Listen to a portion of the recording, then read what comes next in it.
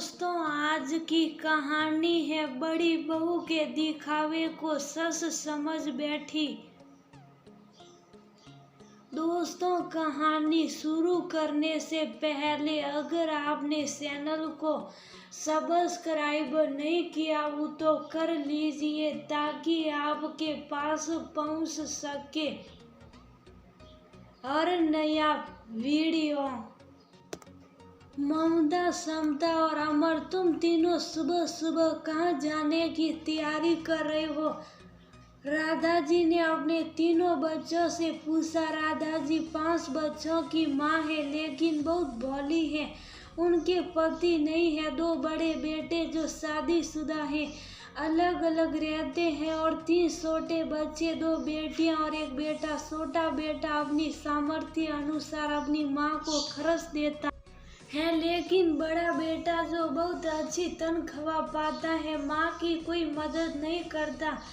तीनों बच्चे सिर्फ छोटी भाभी के घर जाने को तैयार रहते थे। राधा जी की दोनों बहुएं उनकी नजर में अच्छी हैं, फिर भी न जाने क्यों ननद और छोटी भाभी के घर जाने को तैयार रहते थे। राधा जी को ये बात समझ नहीं आती थी। आज भी जब राधा जी ने तीनों बच्चों से पूछा तो वही पुराना जवाब मिला, छोटी भाभी के घर जा रहे और आज आपको भी चलना होगा। तो राधा जी बोली, छोटी भाभी के घर ही जाते हो, कभी बड़ी भाभी के घर भी जाया करो, वो बुरा मान जाएगी। तीनों बच्चे बोले, माँ, बड़ी भाभी हमारे वहाँ न जाने का बुरा नहीं मानती, बल्कि जब हम वहाँ जाते हैं तो उन्हें तब बुरा लगता है। राधा जी बोली, ये तुम क्या करे? तुम्हारी बड़ी भाभी तो कितनी खातिरदारी करती है, खाने पीने की चीजों से मेज भर देती। समता,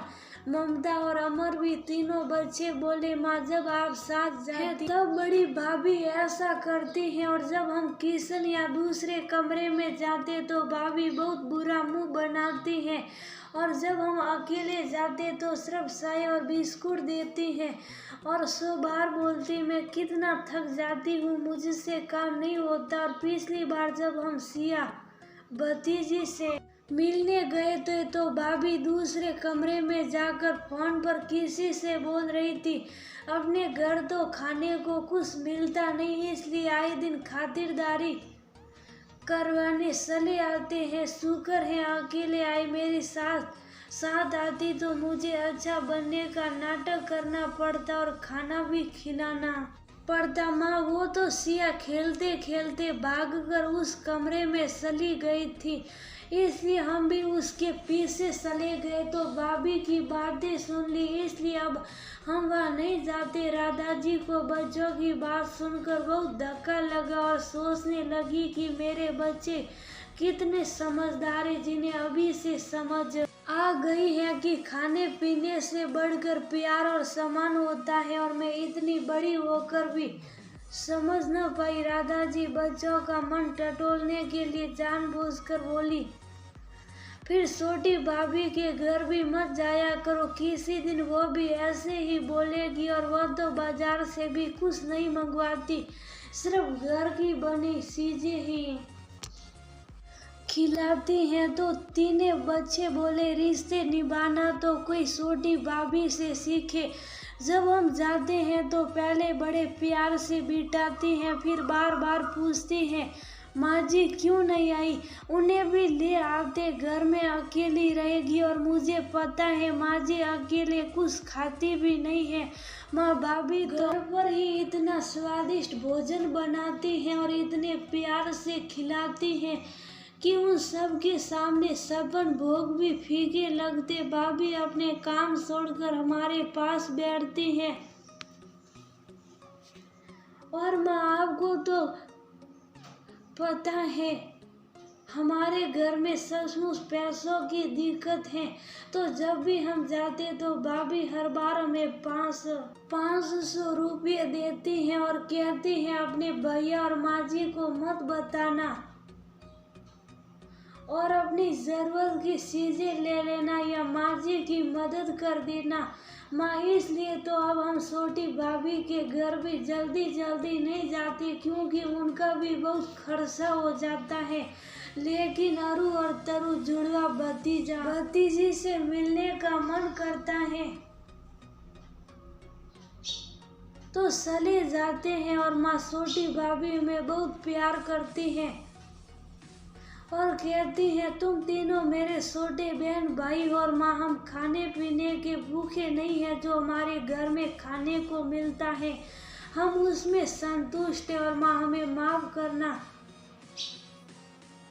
हमने आपको वो पैसों के बारे में आज बताया, लेकिन वो पैसे हमने एक अकाउंट खोलकर उसमें जमा करवा दिए हैं और भाभी ने मना किया था बताने के लिए। उनका मान रखना भी तो हमारा फर्ज है।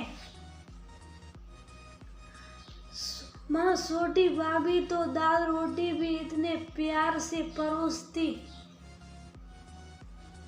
है कि खाकर आनंद आ जाता। और माँ, हम तो स्नेह के भूखे हैं और माँ, हमारे लिए आपका सम्मान सबसे बढ़कर है। छोटी भाभी आपका बहुत सम्मान करती है और दुख समझती है, तभी तो आर्थिक रूप से हमारी मदद भी करती है और जताती भी नहीं। माँ, हम तो बस यही जानते हैं, प्रेम से बढ़कर कुछ नहीं। छोटी भाभी के बड़पन से हम भी बहुत कुछ सीखते हैं कि हमें सबसे कैसा व्यवहार करना चाहिए।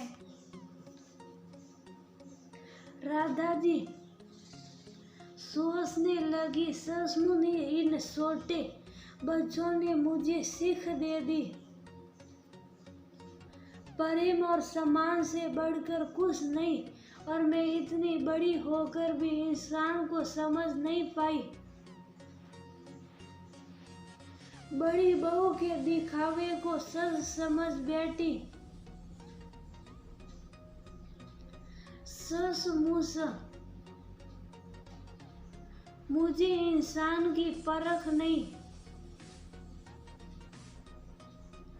पीतल और सोने का फर्क नहीं समझ सकी। राधा जी बोली, चलो मेरे बच्चों, आज हम सब मिलकर तुम्हारी छोटी भाभी के हाथों